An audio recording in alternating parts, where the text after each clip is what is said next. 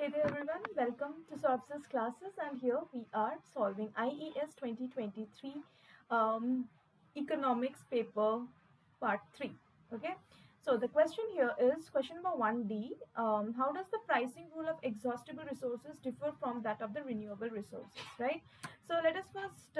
let's try to understand the difference between exhaustible resources and non-exhaustible resources. So we know that exhaustible resources यानी कि जो with time exhaust हो जाता है जल्दी से वो रिसोर्स क्या होता है अनलिमिटेड नहीं होता है और अगर वो खत्म हो जाए आज तो it will take thousand of years to get remade right तो यानी कि अगर हमें सस्टेनेबिलिटी मेंटेन करना है यानी कि आज के नीड्स को if you want to meet with keeping in mind our needs of the future generation तो वो हो जाएगा हमारा सस्टेनेबल डेवलपमेंट ताकि जो रिसोर्सेज लिमिटेड है उसको हम आज यूज करें और कल के लिए भी बचा के रखें तो वो हो जाता है एग्जॉस्टेबल रिसोर्सेज और रिन्यूएबल रिसोर्सेज यानी कि जो यूज करते हैं तो साथ ही साथ वो रिन्यू होता जाता है राइट तो यहाँ पे जो प्राइसिंग रूल के बारे में बोला गया है तो यहाँ पे सबसे पहले हम लोग समझ लेते हैं एग्जॉस्टेबल रिसोर्सेज के एग्जांपल्स क्या है जैसे कि फॉसिल फ्यूल्स हो जाता है मिनरल्स हो जाता है राइट ये सारे जो है ये एग्जॉस्टेबल रिसोर्सेज जो खत्म हो जाता है लेकिन अगर हम लोग रिन्यूएबल रिसोर्स की बात करें तो जैसे solar energy wind energy tidal energy ये सारे जो रिसोर्सेज हो जाते हैं ये हमारे रिन्यूएबल रिसोर्सेज के अंडर में आ जाता है तो so that means the pricing rule for the exhaustible resources of these type of fossil fuels minerals these are typically different from the renewable resources such as the solar wind energy right so the main distinction lies in the nature of the resource themselves right so and the economic consideration related to the availability and extraction तो उनके जो available कितना जो ज़्यादा available होगा और easily renewed होगा तो उसका pricing क्या होगा कम होगा और इजीली एक्सट्रैक्टेबल है तो इजीली ओवरऑल प्राइसिंग उसका क्या हो जाएगा कम हो जाएगा लेकिन जो चीज़ बहुत ही लिमिटेड है और उसको एक्सट्रैक्ट करने के लिए बहुत ज़्यादा मेहनत की ज़रूरत है तो वो कॉस्टली भी इसीलिए हो जाएगा तो इसका मतलब जो नेचर है नेचर ऑफ अवेलेबिलिटी और एक्सट्रैक्शन के ऊपर ये resource whether it is renewable या नॉन रिन्यूएबल उसके ऊपर हमारा जो है प्राइसिंग रूल हमारा डिपेंड करेगा राइट तो सबसे पहले हम लोग समझ लेते हैं एग्जॉस्टेबल रिसोर्स के बारे में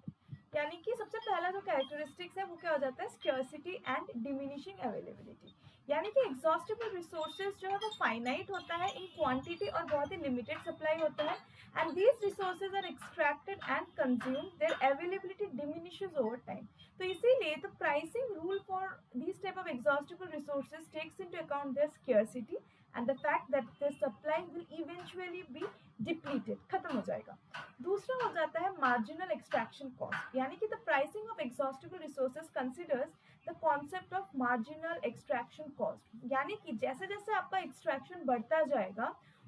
उतना ज़्यादा उसको एक्सट्रैक्ट करना चैलेंजिंग हो जाएगा क्योंकि धीरे धीरे उसका सप्लाई कम होते जाएगा तो सस्टेनेबिलिटी मेंटेन करके एक्सट्रैक्ट करना आज की ज़रूरतों को मीट करने के लिए वो टेक्निक बहुत क्या हो जाएगा कॉस्टली हो जाता है एंड देयरफॉर जो एग्जॉस्टेबल रिसोर्सेज के जो प्राइस है वो टिपिकली क्या हो जाता है हाई हो जाता है प्रोडक्शन कॉस्ट को मीट करना हाई हो जाता है क्योंकि एक्सट्रैक्शन कॉस्ट यहाँ पे इंक्रीज होते जाता है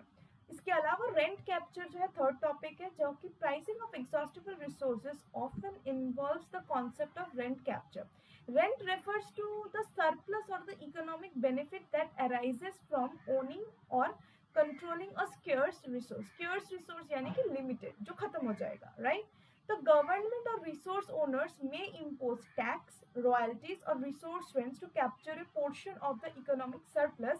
generated by extraction and sale of exhaustible resources. जो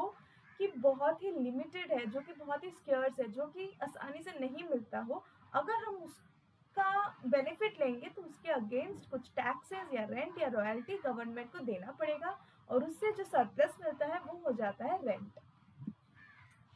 ये हमारा हो गया था एग्जॉस्टेबल रिसोर्सेज के प्राइसिंग के कुछ कुछ कैरेक्टरिस्टिक्स के किसके ऊपर हम लोग प्राइसिंग को बेस करते हैं और क्यों ये कॉस्टली होता है ज़्यादा अब हम लोग डिस्कस कर लेते हैं रिन्यूएबल रिसोर्सेज यानी कि जो ओवर द टाइम खत्म नहीं होता है it's not limited like I said in the beginning solar energy wind energy tidal energy right तो सबसे पहला है इसका जो कैरेक्टरिस्टिक एबंडेंस एंड रिप्लेनिशमेंट यानी कि ये बहुत ज़्यादा मात्रा में अवेलेबल है इसका सप्लाई अनलिमिटेड है एंड एबंडेंट है और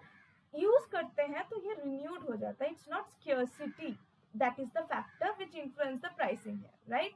तो यहाँ पे अवेलेबिलिटी जो है लिमिटेड नहीं है बाय डिप्लीशन और scarcity in the same way as exhaustible resources. इसी वजह से जो प्राइसिंग ऑफ रिन्यूएबल रिसोर्स है ये टिपिकली क्या है, अदर देन स्केर्सिटी पे डिपेंड करता है। दूसरा जो है कॉस्ट कंसिडरेशन, अगर हम लोग कंसिडर करें तो जो रिन्यूएबल रिसोर्सेज का प्राइसिंग है वो फोकस किस बात पे हो जाता है, ज़्यादा से ज़्यादा कि वो रिसोर्स किस तरीके से यूटिलाइज किया जाए या फिर किस टेक्निक को यूज़ किया जाए। जैसे कि solar energy, right, it comes from sun, but उसके लिए हमें उसको एनर्जी में कन्वर्ट करने के लिए we have to go through many process, technology upgradation etcetera, उसका मेंटेनेंस सब कुछ, तो उसमें खर्चा आ जाता है। तो यानी कि हम जो हमारे पास अवेलेबल है उसको यूज में लाने के लिए, यूटिलाइज कर सके, उस तरीके से उसको कन्वर्ट या ट्रांसफर करने के लिए जो हमें चाहिए उसका जो खर्चा बेयर करना पड़ता है वो part of the renewable resource का pricing rule में आ जाएगा। Like for example, in case of the renewable energy sources like solar or wind, the pricing may involve considerations such as cost of the equipment, installation, maintenance, technological advancements, etc. Right? इसके बाद आ जाता है dynamics and policy incentives, यानी कि pricing for renewable resource is influenced by market dynamics, policy incentives and factors that promote the adoption and utilization of sustainable resources. For example,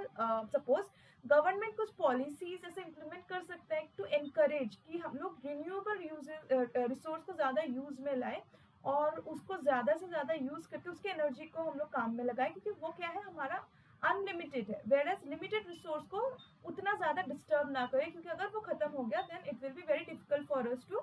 gate that. तो अगर किसी चीज़ का डिमांड बढ़ जाएगा और उसी को हम लोग ज़्यादा यूज में लाने लगेंगे तो ऑब्वियसली उसका प्राइस क्या होगा, बढ़ेगा। तो with that here comes again the concept of pricing rule. So governments may implement policies to encourage the development and the use of renewable resources, such as providing subsidies, tax incentives, right, tariffs देना. So these mechanisms aim to lower the cost of renewable resource and make them more competitive with traditional energy resources, ताकि इस चीज़ को ज़्यादा से ज़्यादा इस्तेमाल कर सके और sustainability maintain हो सके. And this is the discussion for this question.